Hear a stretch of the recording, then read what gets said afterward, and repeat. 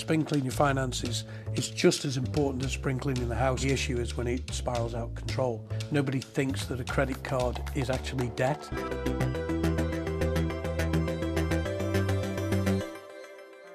Welcome to The Big Question, the series from Euronews addressing some of the biggest topics in the world of business. Today, I am joined by Kevin Mountford, co-founder of saving platform Raisin UK, to discuss all things debt. Thank you so much for joining me today, Kevin. So I think a lot of people feel a lot of shame about discussing debt, but it's actually incredibly common. How many people in Europe are living in debt right now? If you look at Europe as a collective, there's around $7 trillion of debt or of borrowings. And I think that's a big difference because we're all used to borrowing money for different reasons. I think the issue is when it spirals out of control. But if I break that down to an individual level, that's around $10,000 per person. If we look at the amount of borrowing to income, then that's where it can become a bit of a challenge. So across Europe, it's about 97%. But you've got some countries like the Netherlands, Norway, 200% plus. Yes, the income's higher in some of these jurisdictions, but the borrowing, relatively speaking, is higher as well. So the issue is not borrowing in itself, but that borrowing going out of control and debt that we no longer can manage.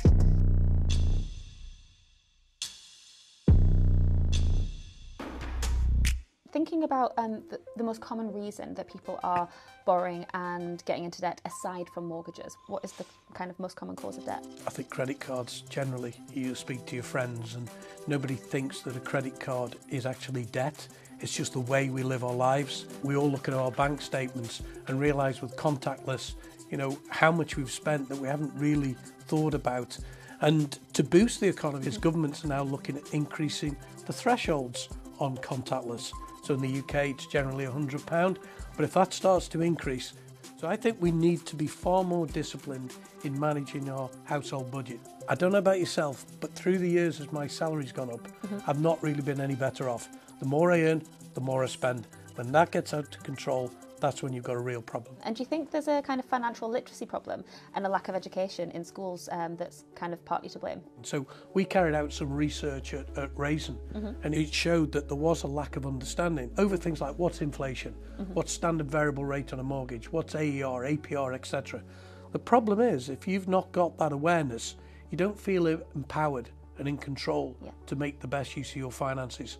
So that plays into the hands of the banks and other financial institutions, and we become very apathetic and we don't change products as readily as we should. So that in itself, creates a problem.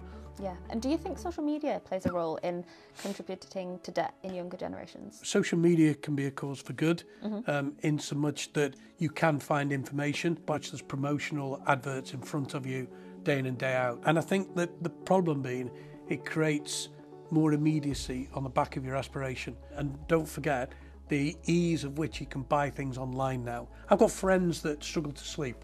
So what do they do in the middle of the night? They go online and they start buying stuff. Gosh. So that's where the likes of social media and the kind of immediacy of new technology can create problems. So we just have to be careful. What are the long-term ramifications of getting into debt at a young age? Worst extreme is you could face bankruptcy, get assets seized, but also your credit scores. When you're older in particular, you might want a mortgage or you might want a car loan, etc. That's going to go against you.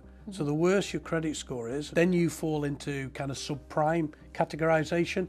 The interest levels you get, people are prepared to give you money, but you'll have to pay more for it. So it becomes a downward spiral, really. So for those already in debt, what are the key steps to take to get out of debt?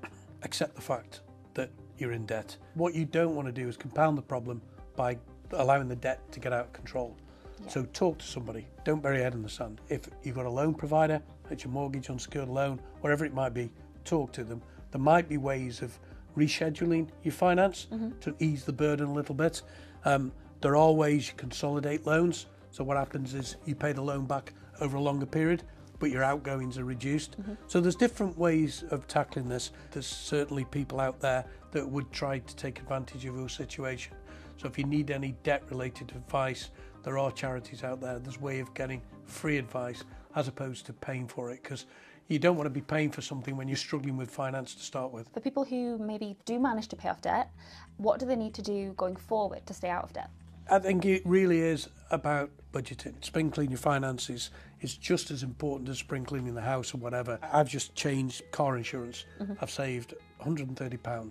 I've just changed broadband provider. I've saved £500 a year, or whatever the case may be.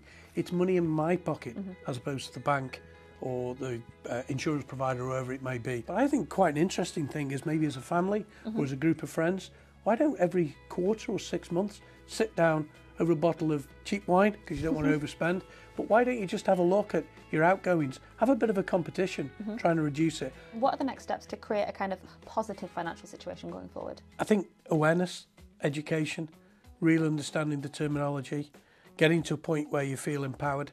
So, you know, Raisin as a savings platform. Taking the UK as an example, there are hundreds of millions of pounds sitting in accounts paying 1% or less. From our platform, you could get 3-4 times that. So that's money in your pocket and not in the bank's pocket. So just do something about it. You've got deposit guarantee schemes across Europe that's protecting your savings up to certain limits. So there might be a brand that you don't recognise and you stick with a high street bank because you think your money's safer. Well, in some respects that might be the case, but with under the deposit guarantee scheme, whether it be €100,000, whether it be £85,000, your money's protected. So go with the regulated entity that you might not know, but you'll get a better return on your savings. Looking across Europe in the future, what is the economic outlook and how is that going to affect us? I think it's a challenge, and it's a challenge because if we look at it globally at macro level, we've still got conflicts around the globe. You've then got the ramifications of the Trump regime, and that we possibly could have a trade war with tariffs and retaliation from countries that are affected. So from a central kind of banking perspective, one of the tools they've got is interest rates. So we saw that inflation was double digit, so they put up interest rates, means there's less money available, so we spend less because it's supply and demand. Inflation is coming under control, but there are potential issues because of this trade war situation. And I think the European Central Bank will, as we get into the summer, reduce rates. There is a view that it'll get down to 1.75%. It was over 3% back end of last year.